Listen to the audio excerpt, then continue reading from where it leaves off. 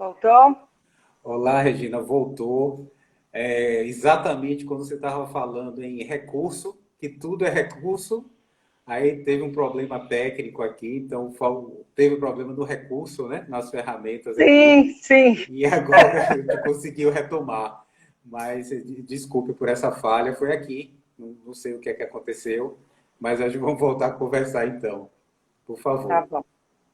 Então, tudo isso é recurso. O que acontece? Se a pessoa tem uma boa ideia, identificou uma boa oportunidade, porque para empreender é essencial ter uma boa oportunidade para ser explorada. Às vezes eu já tenho um dinheiro e vou em busca da oportunidade. E outras vezes eu identifico a oportunidade e penso o que eu preciso para aproveitá-la, né? Para empreender, para transformar isso num negócio e num negócio lucrativo. Então, para quem não tem o dinheiro, quais seriam as alternativas, né? Então, por exemplo, às vezes me desfazer de algum patrimônio ou de algum bem para poder investir nesse negócio pode ser uma opção. Tá? Não estou dizendo o que é bom, o que é ruim, porque cada caso é um caso e você pode avaliar melhor, né? Você pode comentar melhor cada um desses. Mas eu vou buscar um financiamento para abrir esse negócio, seria uma outra fonte. Ou eu vou começar bem pequeno e com o próprio giro do negócio, com a própria margem, eu vou fazendo capital e vou crescendo. Então, eu sei de gente que pegou o limite que tinha do cartão de crédito para comprar o primeiro estoque, mas era de uma coisa que ele se sentia muito seguro, né? Ou eu tenho crédito com fornecedores e eu vou conseguir um estoque inicial com esse crédito de fornecedores, eu vou conseguir consignado, uma compra consignada e só vou pagando à medida que eu vou vendendo. Na área de serviços, muitas vezes o investimento inicial é muito pequeno, então dá para começar com uma página na internet e vai começando, vai fazendo o negócio girar e vai sentindo o melhor momento de formalizar o negócio. Né? O ideal é quando você já fez um teste e já tem um feedback positivo do mercado. Ou conseguir um sócio que tenha o dinheiro, né? Seja esse sócio para vir trabalhar no negócio, seja um sócio que é investidor. Então, para quem não tem dinheiro, mas tem uma boa ideia de negócio, essas são algumas possibilidades. Você pode completar a lista aí como você desejar, mas que são algumas possibilidades. Né? Às vezes pensam em, vou começar um negócio já tendo uma sede própria. E às vezes basta, e o negócio fica inviável. Às vezes basta dizer assim, peraí, deixa eu mudar o plano e fazer com aluguel, ou ainda sem um ponto comercial. E quando vê o custo fixo cai, o risco cai, e aquilo que parecia inviável passa a ser viável. Né? Então, aí algumas ideias do que pode ser feito. Excelente, Regina. Eu me dei conta aqui agora do seguinte: como caiu a primeira conexão, vou ter que voltar um pouquinho, porque a gente vai aproveitar essa live e depois vai lá para o canal YouTube da CSA e a gente vai deixar salvo também, certo? Então, vou Combinado. lhe dar as boas-vindas mais uma vez. Muito obrigado por ter aceitado o nosso convite, está hoje aqui, aceitou de bate-pronto. E eu vou lhe pedir, por favor, que você se apresente, porque eu já conheço você, a nossa admiração e respeito não é de hoje, né? Já tem um tempo. Inclusive, destacaria que a CSA não pensou duas vezes ao contratar o serviço de Regina Barreto para nos assessorar nesse momento de crescimento, né? Tanto de consolidação da CSA como uma empresa de consultoria, mas também que a gente começa a crescer, aumentando o time, a equipe. E eu gostaria de destacar mais uma vez as visualizações da live que você fez com o Safra Pay. Acho que é isso, né? E aí, por favor, se apresente só para te deixar registrado aqui, né, nessa nossa live, por gentileza. Obrigado, Regina. Combinado. Então, meu nome é Regina Barreto, eu sou consultora empresarial, sou coach e atendo principalmente empreendedores, atendo empresas familiares, desenvolvo lideranças e trabalho em equipe. Tá? As empresas que eu atendo são de diferentes ramos e perfis, mas principalmente aquelas que querem desenvolver competências nas pessoas que a compõem, como também aquelas que passam por fases de transformação, sejam essas por mudança no modelo de negócio, por crescimento acelerado, ou porque passou por uma crise e precisa reestruturar e reconfigurar todo o negócio. Empresas familiares, muitas vezes sucessão da primeira para a segunda geração, ou para trabalho conjunto entre familiares que antes não trabalhavam juntos.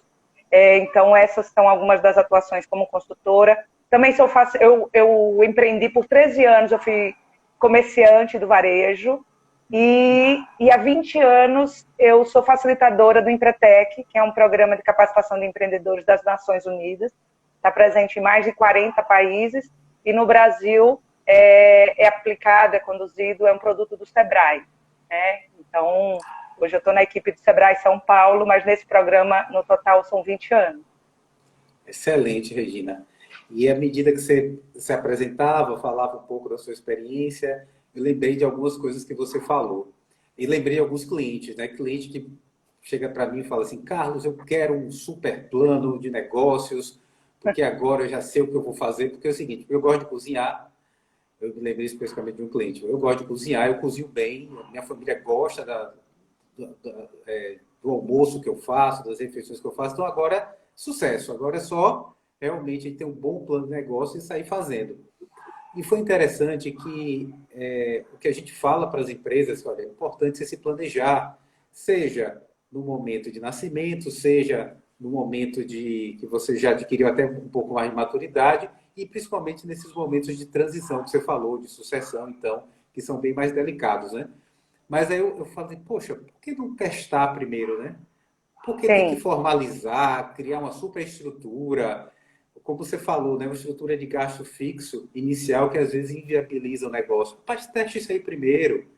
Tente usar uma ferramenta como o iFood, veja aí se o seu produto pega, se o produto decola, e depois a gente pensa em formalizar assim. Eu acho que tem esses extremos também, né? Tem gente que gosta, veja só, eu defendo o planejamento, eu sei que você defende também, mas a gente tem que ter equilíbrio. Acho que o grande sim, ponto é esse, o bom senso é equilíbrio. sim. E alguns acabam pecando por muita impulsividade, não refletir, não fazer a conta, né? Algumas contas essenciais, e outros pecam por ficar muito tempo naquele processo de buscar informações, planejar, calcular, e falta ação.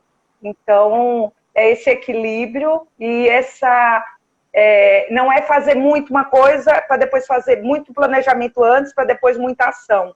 É um processo contínuo de eu planejo os primeiros passos, testo isso, e aí eu vou para um planejamento mais robusto, se vai ter um investimento financeiro mais alto, o que eu preciso avaliar com mais cuidado.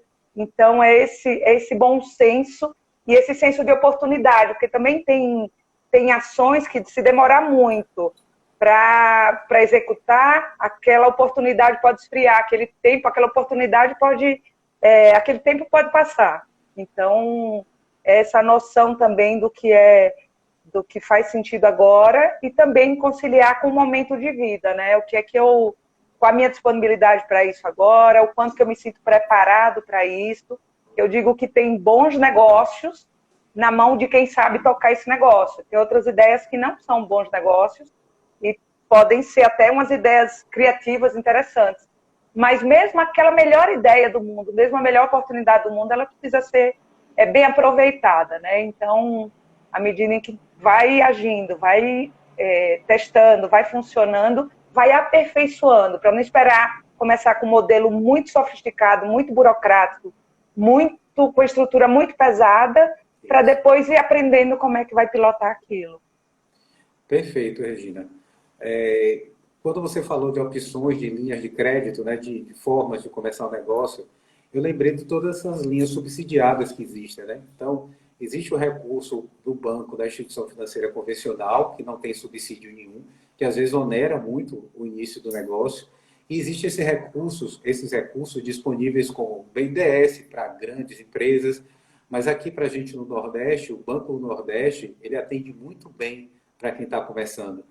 E a reclamação geral de quem está começando é, poxa, mas é tão difícil acessar esses capitais, esses recursos, mas o motivo é que você precisa realmente ter um mínimo de organização. Aí é a Sim, questão, se a gente quer um recurso subsidiado, realmente a gente precisa viver numa sociedade formal, ter estrutura formal, né? Tem que ter o faturamento, com a emissão da nota fiscal, e todos os outros documentos inerentes ao negócio, para que você possa pleitear, para você ter um crédito avaliado pelo BNB, por exemplo, né, que tem Sim, hoje condições de você ter 4 anos de carência, mais 6 anos para pagar, então, em 10 anos, você tem, ou seja, no longo prazo, você ir pagando esse investimento inicial. Então, quando você falou isso, eu falei, eu vou falar sobre esses créditos subsidiados, né?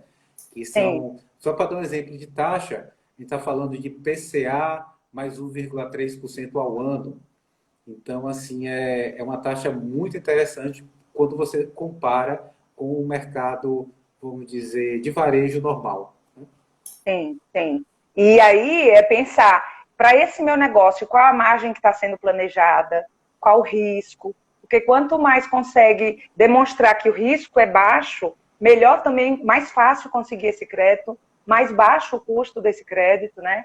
E eu vou pegar para quê? Para capital de giro, para investimento, para maquinário, e que esse caminho ele venha depois que já testou outros também, né? Não precisa começar por aí, mas assim, quais as minhas possíveis fontes de recursos?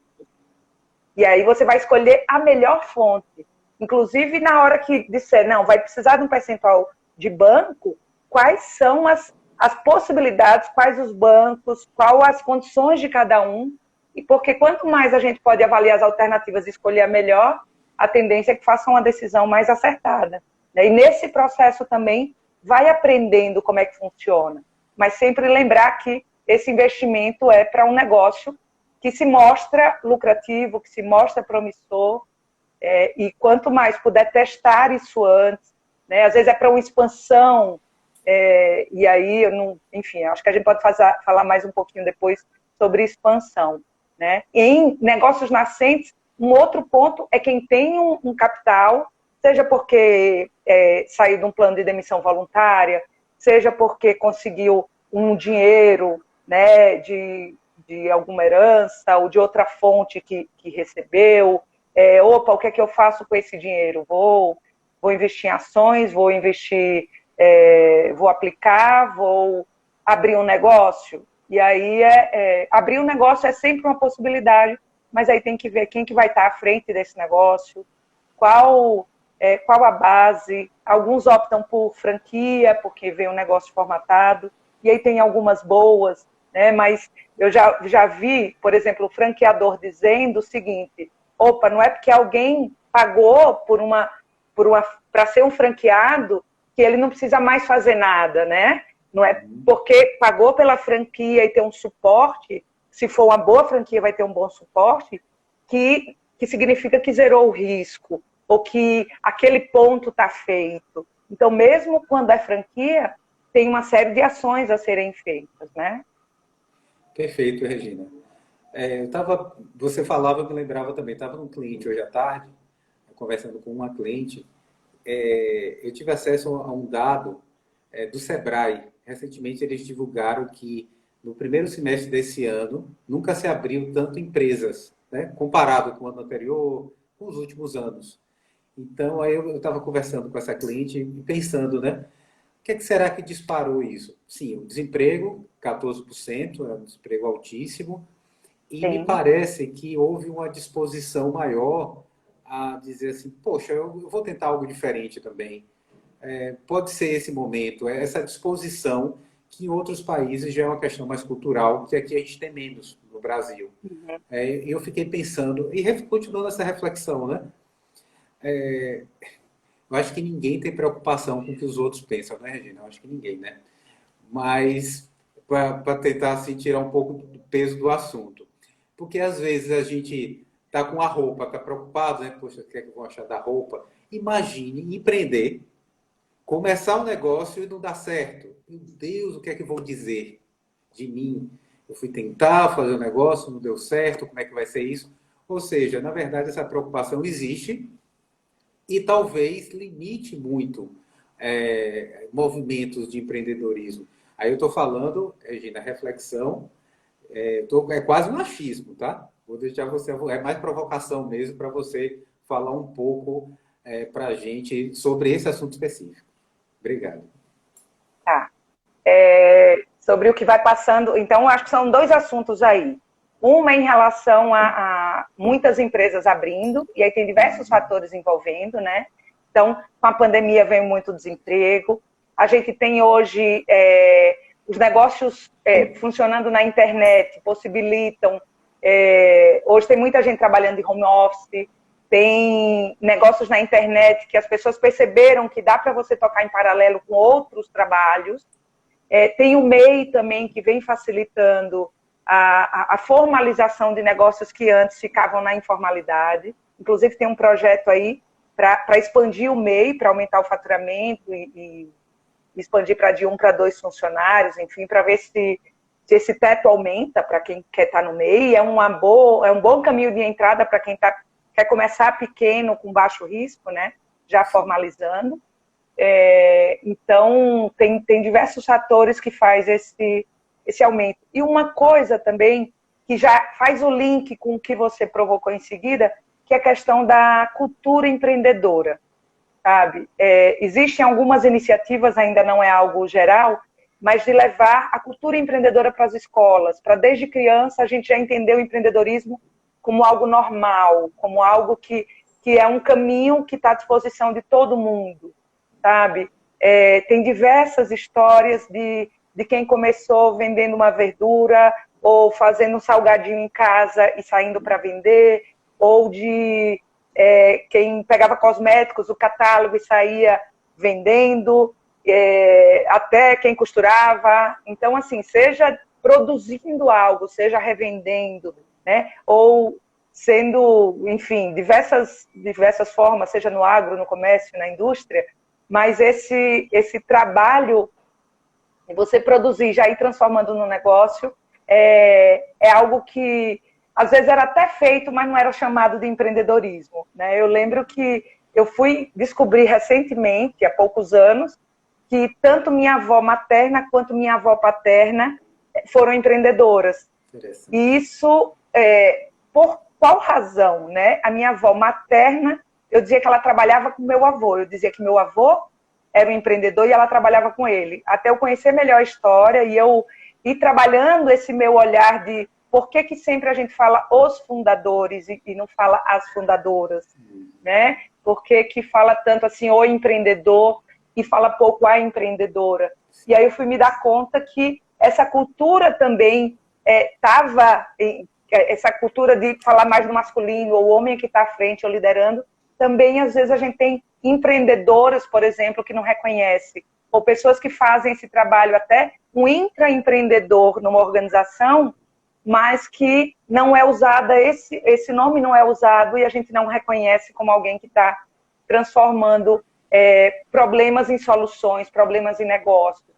Então, e para mim, esse protagonismo para ver os problemas e ao invés de reclamar, transformar em soluções e depois transformar essas soluções em algo que pode ser reproduzido, pode ser lucrativo, é a essência do empreendedorismo, independentemente da forma que ele vai tomar. E aí, trazendo para a postura que você falou, né, de como é que é, e aí o que é que vão pensar e tudo mais, cada empreendedor parte de um determinado ponto. Tem aquele empreendedor que desde criança já estava vendendo alguma coisa e fazendo seu dinheiro. Tem aquele empreendedor que teve uma carreira como funcionário e depois decide empreender. Conheço uma empreendedora maravilhosa, que ela era uma acadêmica, e aí ela já tinha mestrado, doutorado, estava no 2º pós-doc, e ela viu uma oportunidade e decidiu empreender, e tinha a ver com o negócio que ela tinha estudado. Então, eu não gosto de dizer todo empreendedor começa assim e é desse jeito, sabe? Como eu trabalho com educação empreendedora, eu vejo que é algo que dá para ser despertado, que dá para ser aprendido. Obviamente, cada um parte de um determinado ponto e a cultura familiar pode ajudar, a cultura, né, aquilo que se aprende na escola e os estímulos também do próprio ambiente. Então, quem tem isso muito forte e de uma forma muito mais espontânea, quando vê, está fazendo o negócio, tá? Eu lembro meu sobrinho, ele tinha em torno de 4 anos aí em Aracaju, e a escola fazia o dia da troca, porque na idade dele, não dava para mexer com dinheiro ou fazer projetos, algo muito sofisticado. Então, ele tinha que levar um brinquedo para a escola, cada coleguinha levava um brinquedo para a escola, e eles iam negociar quem ficava com qual brinquedo. E aí, se eu queria o seu brinquedo, mas você não queria o meu, tinha que encontrar alguém para fazer a troca, para depois conseguir chegar nessa negociação que a gente queria. Então, tornar isso algo natural, algo mais espontâneo, faz com que os negócios também possam fluir com mais naturalidade. Né? Excelente, Regina. E até então a gente está falando você usou o termo nascente, né? Aquela empresa Sim. nascente, né? E aí falando um pouquinho da empresa que já nasceu. E aí eu vejo muito nessas empresas, o empreendedorismo, ele me parece ser algo contínuo. Então, não é porque nasceu que depois deixa de ser empreendedor. Então, me parece que é uma confusão, né? Ah, não sou tão empreendedor, mas como? Você vai precisar reinventar seu negócio a todo momento, a cada Sim. revisão de planejamento estratégico e por aí vai. Mas, assim, no campo da provocação também, viu, Regina? Para você ajudar a gente a entender melhor como é que funciona isso, né? Porque fala até de gestores empreendedores, né? Empresas, quando colocam lá o perfil da vaga, colocam alguma coisa de empreendedorismo. Tem um termo que é pensamento de dono. Pensar como Cabeça dono. de dono, pensar como Cabeça de dono, dono, cabeça uma de coisa assim, dono, né? agir como dono. Sim. É algo que, em algumas empresas, eles colocam, inclusive, como valor da empresa, um dos valores ou dos princípios que eles querem da equipe, né? Então, estão pedindo protagonismo, iniciativa, inovação, tomada de decisão, nesse sentido. Empresas que têm um perfil mais de controle, mais de hierarquia, e que cada um siga aquele protocolo, aquele processo que já está traçado, aí vive mais esse empreendedorismo interno. Mas trazendo para negócios que já nasceram, primeiros anos de vida são os mais desafiantes e costuma ser o caixa o maior desafio, né? Porque seja do investimento que foi feito, dos riscos que foram assumidos. Então, a necessidade de caixa costuma ser a principal fonte de decisão se ele vai sobreviver ou não. E a empresa não vive só para gerar lucro, mas se ela não gerar lucro, ela morre. E se ela gerar lucro, vai honrar os compromissos, vai poder pagar salários, impostos, né? Ter crédito e poder fazer toda a sua movimentação. E alguns, muito apaixonados pela ideia, às vezes subestimam essa necessidade do capital de giro. Né? Então, o financeiro, ele acaba trazendo os indicadores de se o negócio está prosperando, está dando certo, se os clientes estão satisfeitos. Então, traz de forma mais objetiva isso, e o empreendedorismo tem que vir continuamente, porque o mercado está mudando o tempo todo. Então, nem que seja para conseguir acompanhar o dono do negócio, né, a empreendedora vai precisar se adaptar àquele mercado. E, se possível, se adiantar, né? Inovar e, muitas vezes, liderar um mercado. Quando você faz algo diferente, daqui a pouco seus concorrentes estão lhe copiando. Então, essa movimentação, ela acontece todo o tempo, e uma estratégia que foi usada até então, muitas vezes ela precisa ser repensada, caso ela não esteja produzindo os resultados necessários. E importantíssimo, alguns pensam que para gerar lucro, você tem que necessariamente só basta faturar. E não é só faturar. Né? Você tem que verificar quanto está indo de despesa aí e qual o lucro disso. E o outro ponto também é com relação a diferenciais, senão vai ficar só na guerra de preço. E aí é o modelo de negócios diferenciais, o valor que a gente entrega e as inovações que estão sendo propostas, que traz a empresa para diferenciais que o cliente vai dizer assim, ok, não é preço o principal para mim. Eu tenho diferenciais que o cliente olha e diz, está valendo isso que está sendo pedido. Excelente, Regina. Eu lembrei, você sabe que aqui na CSA a gente tem esse lema, né? O que medimos podemos gerenciar. Aí lembrei disso, Sim. que isso é a condição básica para a gente poder conseguir navegar aí, né, nas empresas, né? Mas aí veja bem, às vezes existem sutilezas, como por exemplo, tem as entradas, as saídas, tem o faturamento, as despesas, os custos, mas tem, por exemplo, uma situação de alguns clientes meus. tem a sede, tem a loja, tem o estabelecimento, nenhum imóvel próprio. É Sim, um imóvel da família. E isso não entra na conta. Então, às vezes, sim, quando a gente faz uma análise, a gente vê que, na verdade, aquele empreendimento, porque você falou de lucro como uma condição para perpetuar a empresa, né? Porque senão ela não vai gerar os empregos, né? Tudo que você já falou. Mas, veja, a conta às vezes não fecha se você tivesse que pagar o aluguel. E a gente tem que colocar esse aluguel, mesmo que gerencialmente. Então, a gente tem que considerar os valores, vamos dizer, da forma mais é o custo de conservadora possível. oportunidade. É o custo de Excelente. oportunidade.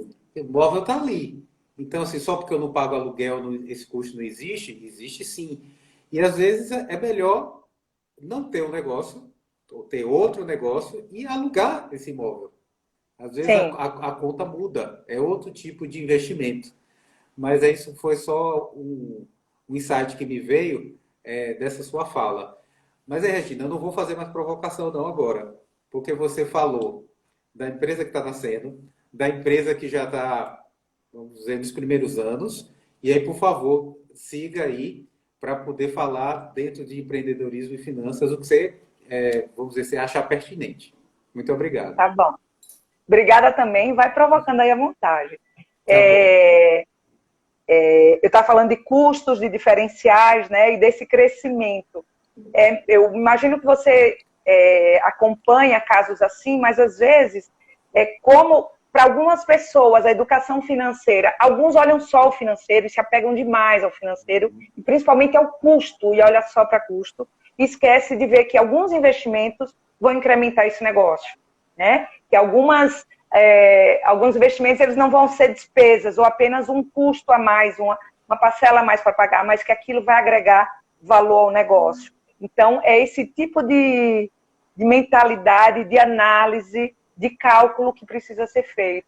E uma outra coisa é isso para quem quer cortar custos e achar que isso é bom negócio. Outra coisa sobre imóveis que você estava dizendo, às vezes, por exemplo, é uma indústria que não faz muita diferença o ponto comercial, né? Ou é um serviço onde não faz muita diferença o ponto comercial. Mas se for um negócio que precisa de um bom ponto comercial, também já vi o erro de alguém dizer, eu tenho essa garagem, eu tenho aquele imóvel, eu vou aproveitar que eu não preciso pagar aluguel para fazer a empresa ali. Mas antes precisa ser pensado se ali é um bom ponto comercial para poder abrir a empresa naquele lugar, né? E aí, indo para o crescimento do negócio, é o fluxo de caixa, porque não é só se está tendo uma boa margem ou não, se está dando lucro ou não, mas quando que isso está entrando, porque às vezes, vou parcelar em 10 vezes, 12 vezes, e aí vou antecipar. Então, saber fazer essas contas para ver até onde cede para o cliente, né? E até onde conhece os seus números, porque às vezes até o negócio está bem, os preços estão bem calculados, mas na hora que o cliente chora, dá descontos que não poderia dar, ou dá condições que não poderia dar, né? Então, essa consciência de como é que eu estou financeiramente, economicamente e tudo mais. Outra coisa com relação à gestão de estoque, às vezes está sem caixa, mas na verdade o dinheiro está no estoque, né? Ou acha que o negócio não é bom, não é lucrativo, mas é porque ele não está sendo bem gerido, está deixando de faltar o que mais vende, ou não está tendo uma estratégia bem pensada quanto a qual produto que a gente vai estimular, qual produto que a gente vai divulgar, qual aquele outro que vai ser o da oferta ou do preço baixo. Então, ter essa composição para saber como desenhar essas, né, as datas comemorativas, as parcerias estratégicas, parceria com fornecedores. Então, mas eu já estou com esse fornecedor há não sei quanto tempo e eu nem pesquiso outros. Não quer dizer que você vai romper com esse fornecedor, mas à medida em que você conhece outros fornecedores e sabe as condições, os diferenciais, às vezes até só o fato de ter essas informações, você volta para negociar com você e dizer assim, olha, o que você está me oferecendo é isso, mas o mercado está me dando outras opções e nesse ponto aqui eu encontrei vantagem, né? E ele me entrega tudo mais que você me entrega, só que tem esse outro ponto. Dá para fazer isso? Então, claro, de uma forma ganha-ganha, de uma forma respeitosa, né, profissional, mas fazer essa análise constantemente e conhecer os clientes, porque às vezes o cliente tem um potencial de compra muito maior e ele só te compra menos porque não conhece todo o seu portfólio ou não entendeu muito bem o que você está oferecendo e pode comprar muito mais e satisfeito se você tiver uma outra estratégia de abordagem, né? Eu se procurar conhecer esse cliente para daí, então, poder oferecer o que tem para ofertar. Gostei, Regina. Você já fez aí um apanhado geral de várias áreas da empresa e eu me lembrei de uma situação específica com o cliente, que é a seguinte: você falou de foco em custos, de estoques, de estratégia, né? A cena que me vem à mente, vamos tentar imaginar, né? Uma pessoa, vamos dizer, naquela escada rolante que está descendo, a gente tentar subir. Sim. Então, assim, vai subir, né? Mas vamos ver, né? Ou o contrário, na escada rolante que está, ou seja, a gente tentar descer, está subindo, ou tentar subir na que está descendo. A gente vai conseguir, mas com que esforço? Eu estou tentando trazer essa imagem para a seguinte situação. Eu digo que minha estratégia é me diferenciar pelos custos. Como você falou, só estou olhando custo. Eu quero olhar custo, quero olhar custo. Mas veja, eu quero ter uma loja, a super loja, o super estabelecimento. Então, eu quero climatizar todos os ambientes, até o toalete vai estar climatizado, por exemplo. E isso acaba sendo incompatível com a minha estratégia, porque eu estou querendo competir com aquele outro player, com os meus concorrentes, pelo preço. Eu estou de olho em custo, mas eu também quero entregar uma qualidade melhor, quero entregar um atendimento de excelência e por aí vai. Então, a sensação que eu tenho nas consultorias, eu tenho percebido isso, uma confusão de estratégias. E também a recíproca é verdadeira. Empresas que querem se diferenciar pela qualidade, também com foco em custo. Aí a conta não fecha. Você não vai conseguir entregar esse nível de excelência que está lá na ideologia da empresa. Né? Fico imaginando o Hospital Albert Einstein ficar apurando ali o custo no detalhe, quando a ideologia dele, o propósito dele não é esse. Né? É um centro de excelência, como é sabido, né, por todos, de renome internacional. Então, assim, não vou dar exemplos de outras grandes empresas ou outras grandes instituições. O objetivo é só falar dessa questão que há um gasto de energia, me parece, maior que o necessário, pela confusão dessa estratégia. Porque aí, não pode faltar produto. Então, aí eu tenho um estoque gigantesco. Se o meu cliente disser que faltou, ele foi mal atendido. E aí, para isso, eu tenho um estoque muito maior do que o necessário, por exemplo. Então, diante de tudo que você falou, quando isso não está muito bem linkado com a estratégia, me parece que há um gasto de energia muito maior e, às vezes, gasta o empreendedor, a empreendedora, no sentido de falar assim, meu Deus, esse negócio está difícil demais. Rapaz, eu vou ter que E pensar fica em outra com coisa. falta foco, né? Qual é a prioridade? Onde que a gente precisa focar? E tudo começa no conhecer seu cliente e ter muita clareza de que dor você resolve, qual o problema que você resolve, qual a necessidade que você está atendendo. Então, assim, o meu cliente, ele quer o quê? Ele quer conforto quando vier ao meu estabelecimento, ele vai querer agilidade, ele vai querer segurança, ele vai querer variedade. Então, quando a gente conhece o cliente e conhece suas expectativas, quais os seus diferenciais, quanto ele está disposto a pagar, e é muito comum que às vezes assim, eu atendo todo mundo, mas vamos afunilar um pouco mais. Não é que você não vai atender outros, mas quanto mais clareza você tiver de quem é seu cliente, do quanto ele está disposto a pagar, o que é diferencial para ele e o que não faz muita diferença para ele, aí isso começa a deixar mais claro onde que eu vou investir, como que eu vou me diferenciar no mercado e que tipo de investimento eu faço que aquilo vai impactar. Lógico, quanto mais eu tenho clareza do cliente e vou afunilando esse perfil, né, ou avatar, ou a persona, como se utiliza muito no marketing, alguns vão ficar de fora, que talvez vão me comprar, e que talvez não digam assim, não era bem isso que eu estava esperando. Mas, se você estiver bem posicionado, você vai...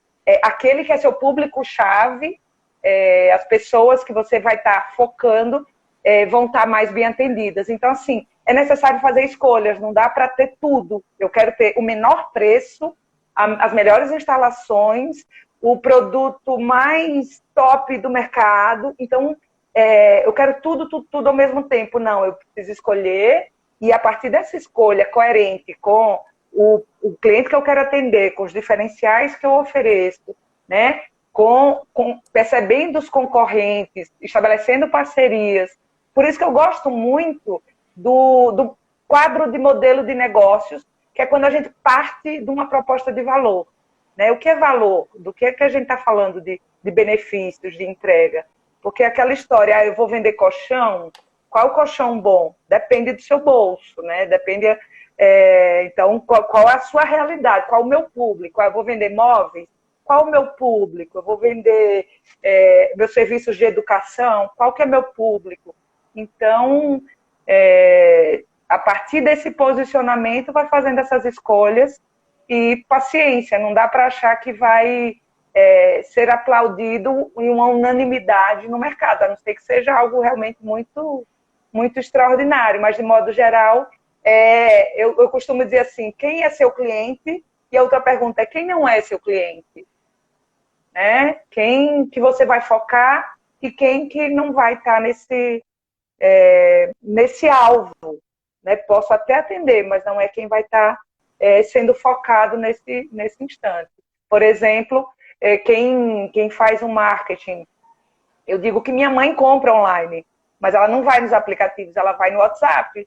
Ela consegue encontrar no Google qual a loja que ela quer, descobre lá o telefone, ela vai no WhatsApp ou telefona para lá e faz uma compra por telefone ou por WhatsApp. Então, assim, se quiserem chegar até ela através de uma estratégia muito sofisticada do ponto de vista tecnológico, não vão chegar nela, né? Se meu cliente é pessoa jurídica, muitas vezes ele nem vai no seu estabelecimento e eu posso estar preparando algo muito bacana, mas quem é o tomador de decisão ou quem vai lá não é aquela pessoa. Então, conhecer o negócio em todas as suas etapas para dizer assim, ok, onde eu invisto e onde eu vou fazer algo que seja mais enxuto e funcione. Né? Senão, pode estar indo muito mais por si e pelo ego e pelo uma coisa ideal do que aquilo que é funcional. Precisa funcionar. Perfeito, Regina. Eu só vou dar um ajuste aqui no celular. Eu já estou vendo ele na pontinha aqui. Estou com receio que ele caia aqui do suporte, tá? Desculpe. Tá. Mas agora eu acho que agora foi. Deixa eu ver aqui. Agora ficou mais seguro. Ótimo. Então, Regina, a gente tem levado essas conversas, esses bate-papos, no máximo até 1 hora. Então, a gente reserva esses minutos finais para que a gente faça algumas considerações de fechamento. Assim, por mim, a gente ficaria mais tempo para aproveitar melhor seus ensinamentos, né, da área de empreendedorismo, tudo que você que nos trouxe hoje, que a gente está trazendo também. E que já agradecemos muito por isso. Obrigada também. A questão desse tema, ele tem sido muito abordado como faça isso que você vai ganhar muito, faça isso que você vai ficar milionário, faça isso que... E a gente sabe que isso é uma falácia, né? Sim. Porque vai depender de tantos outros fatores, inclusive da aptidão, da inteligência, de tantas outras qualidades e características, inclusive individuais. E para nós, né, que acreditamos na imortalidade da alma, vamos colocar Deus, né? Deus, ou seja, ao universo, para quem não é vinculado à religião como eu, nenhuma religião formal, mas a gente pensar, existe um universo aí, existe o Criador, a Criadora, que também autoriza o sucesso de empreendimentos. Então, são tantos fatores, e aí eu faço aqui essa lamentação nesse sentido, de estar vendo, né, estar percebendo esse movimento de tanto conteúdo produzido com esse propósito de dizer, faça isso que vai dar muito certo, e tantas pessoas também caindo em golpes do tipo, faça esse investimento que você vai ter um retorno de 10% ao mês.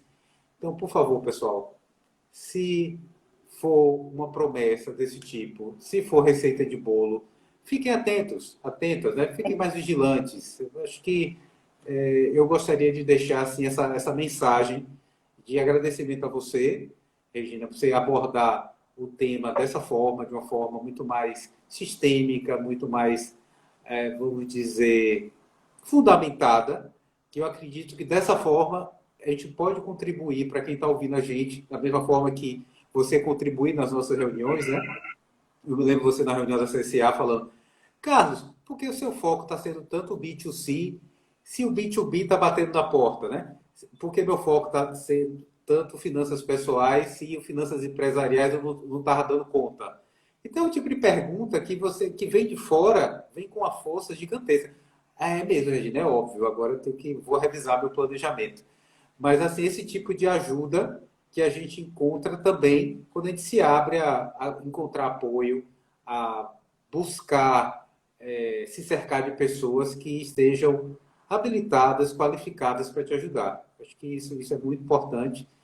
E a gente repete muito obrigado, obrigado, obrigado, para tentar externar essa gratidão de verdade, né? Muito obrigado por tudo que você falou. Não estou encerrando, estou abrindo espaço para você fazer o fechamento, por gentileza, Regina.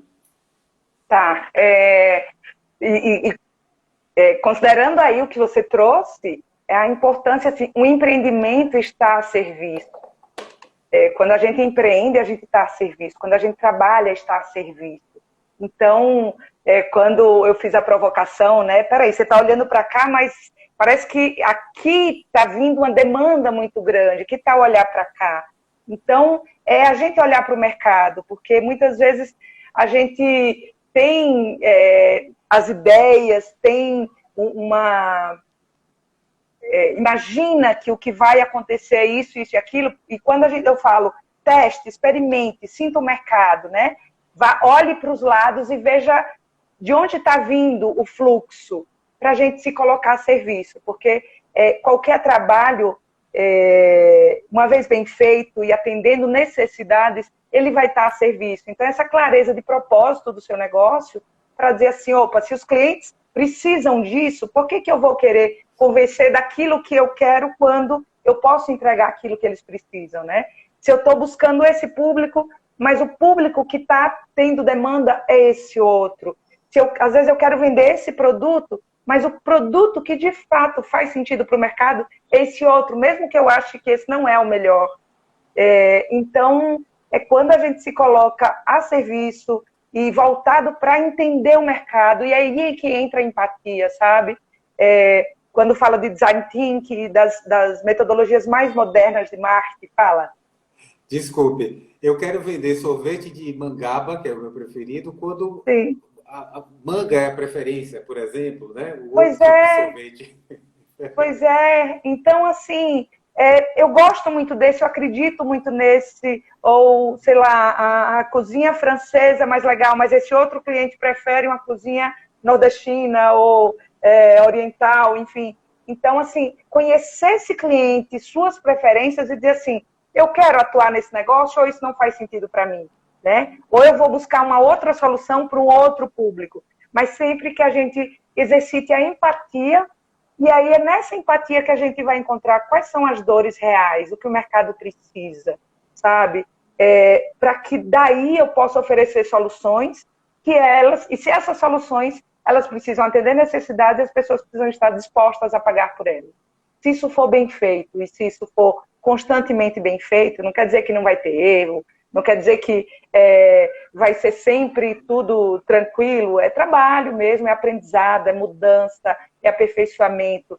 Mas isso sendo feito de forma consistente, vai trazendo frutos, vai dando resultados, e esses resultados permitem que os números melhorem, que o número de clientes cresça, que a equipe também possa crescer, e aí essa solução benéfica chegue a mais pessoas, né? Então, essa consciência. E isso tem a ver também com autoconhecimento, o que eu estou disposto a fazer ou não, o que eu sei fazer e o que eu preciso aprender a fazer, conhecer o mercado e nessa comunicação constante, né, de ouvir o mercado e de conseguir comunicar o que a gente está oferecendo, deixar claro também quais essas soluções, como funciona, como pode resolver para o outro, aí as coisas vão acontecendo. Os números, eles acabam sendo um produto disso, mas eles também são excelente feedback de se aquilo que eu estou fazendo